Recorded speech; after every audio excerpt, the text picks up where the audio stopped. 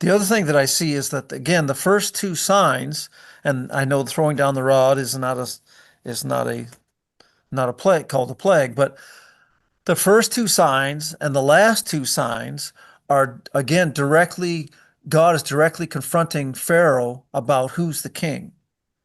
Because we already talked about the serpent king, but you notice the first plague is the pouring out of the water, and the water becomes blood in the Nile, right?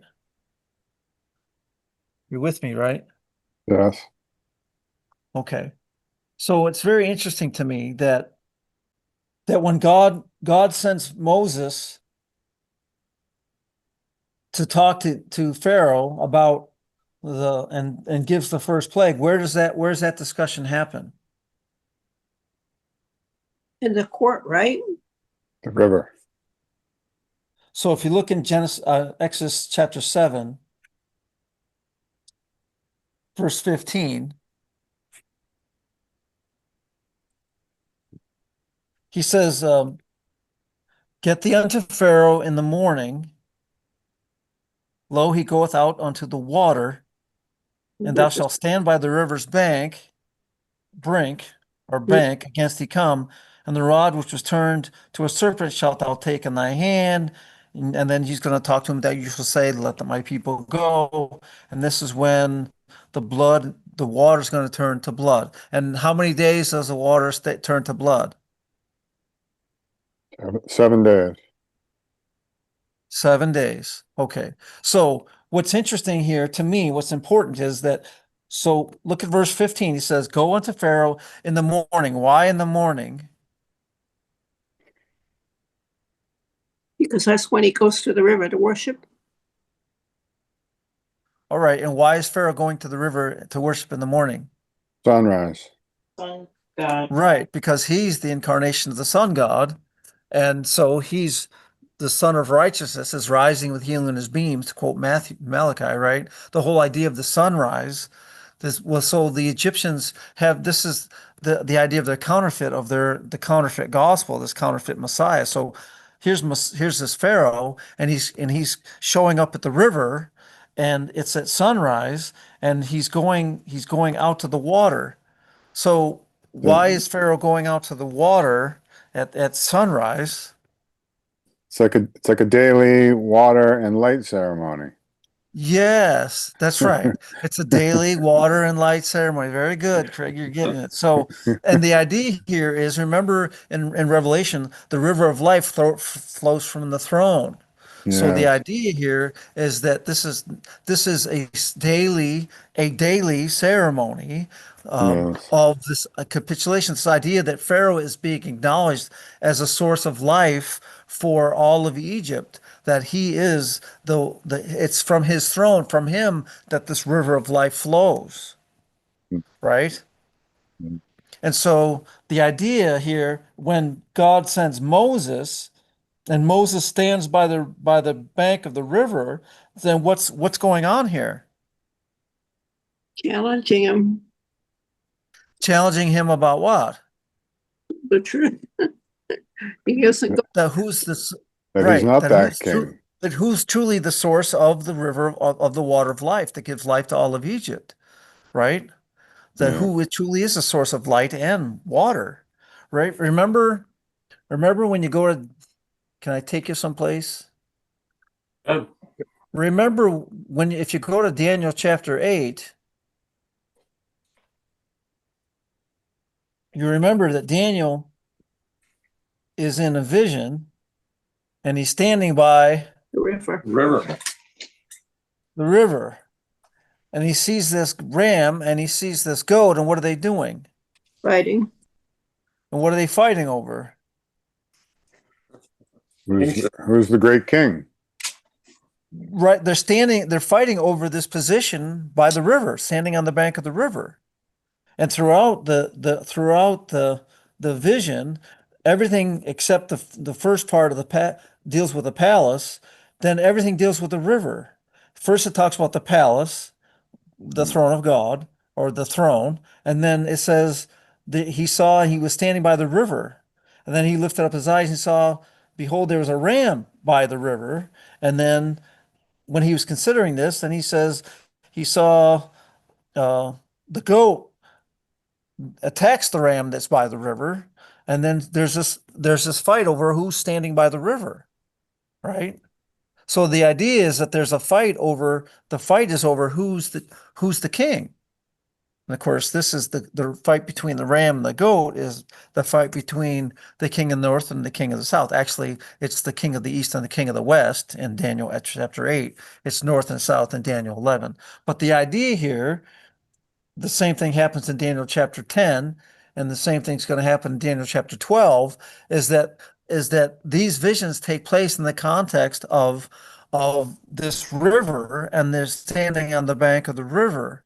So this imagery that Daniel's talking about actually comes from Genesis, because remember, Adam and Eve are in the Garden of Eden, and that's where the river of life flows from. And of course, Adam's dominion is connected to the tree and also to this river that comes out of the Garden of Eden. So, but this is the other part of another place this imagery from Daniel 8 comes from here is actually the plagues of Egypt, which means that Daniel 8 is talking about what? Well, we say it's talking about the investigative judgment. So what's going on here during the plagues? Well, it's the investigative judgment. God is drawing near and he's showing them who truly is a source of life, who truly is a source of the true king, the king of light and water, gives life, creation, and he's also he's the source of the river of life that gives life to everything.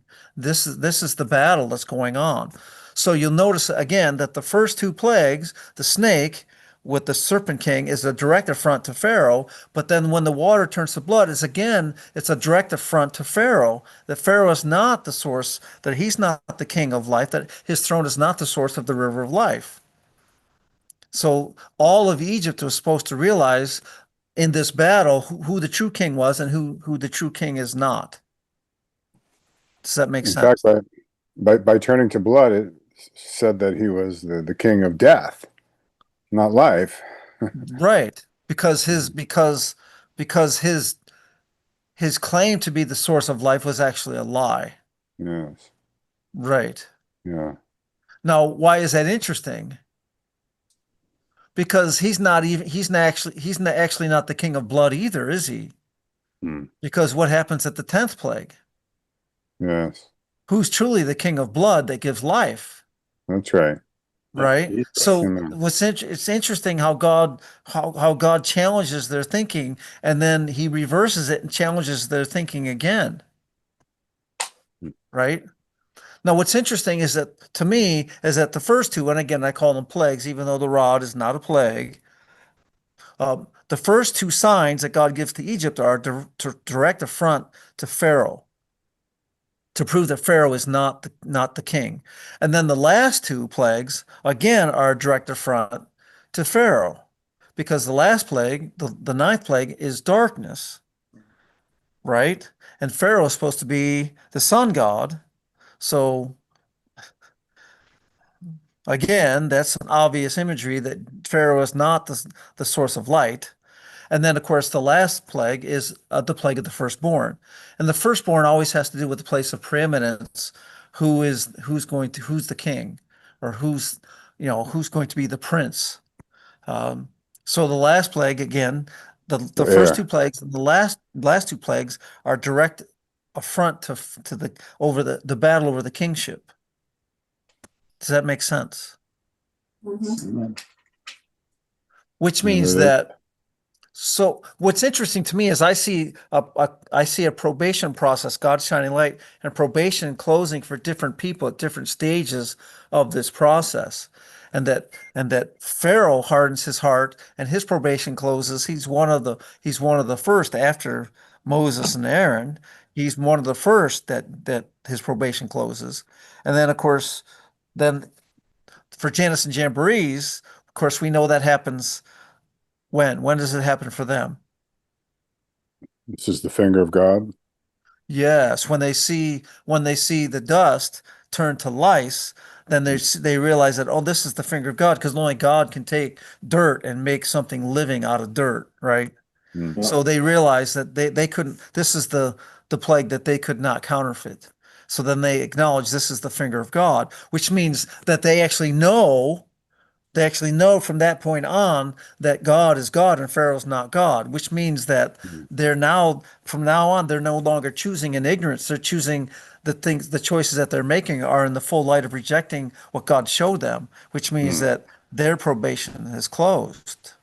Mm. Are you with me?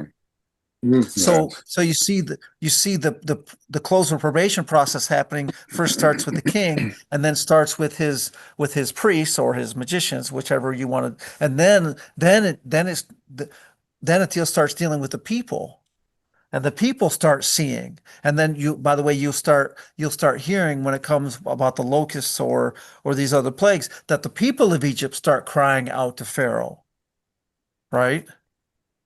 Mm. So you see this process where judgment begins with the leaders and then starts with the king and then goes to the priests and then it goes to the people. And actually, if you look at the first two signs for Pharaoh and the last two signs for Pharaoh, and you start with 11 because I added the first one, then how many plagues are actually focused on the people? 7. Well, that's the seven in the middle. So we would call them the seven last plagues for the people in Egypt. So you start seeing this process again. There's seven for the children of Israel. There's seven for the people in the people of Egypt. And then there's these direct or specific plagues that deal with the leadership and with whether they're the king and Pharaoh, whether they're the priests, the magicians. Yeah, Gene. Pastor Tim, in mine it just talks about the magicians, but you called them by name. Where are you getting that from? That's in Timothy. Paul names them Jannes and Jambres. 2 I- witnesses. Sue said 2 witnesses. That's Aren't they right. two false witnesses? Yeah. Yes.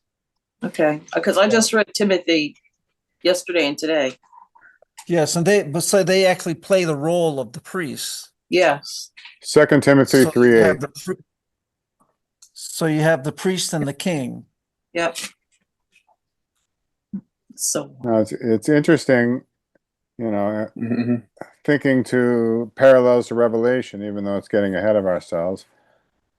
But if the first 3, you know, not only affect everybody, but the first 3, God allows Satan to counterfeit. Right, Mm. that's right. So Uh. there's 3 real ones and there's 3 counterfeit ones, kind of happening at the Right. same time. Yes. Yeah. Yes. That's right. So And the first that's really three, so when we connect that to Revelation 9, that's really interesting. right. So the first three, so the first 3 plagues are actually the 3 angels' messages, Yes. Yes. right? Because that's the true plague to people that are in Babylon or in darkness when he shines the light. So that's what, by the way, that's what's going on in Revelation chapter 9. The Yes. first 3 plagues are actually the 3 angels' messages. Hmm. And then you'll notice in the next trumpet, there's a counterfeit of the same. Hmm. Right? Yeah. Their description of them is almost the same. Hmm. So yes. By the way, this is why I think it's worthy of our time to take time to try to truly analyze what's going on with the plagues of Egypt, because the plagues, obviously the plagues of Revelation, are being drawn from what happens in the plagues of Egypt. We're supposed to have some background or insight into what Revelation is saying because we've actually understood or processed what happened in Egypt. And God is the same yesterday, today, and forever. He's dealing with people the same exact way. Even though the mindset, we would say the mindset and details may be different, philosophically, the mindset of the king of the south is the same with the mindset of the king of the north. So God deals with them the same way.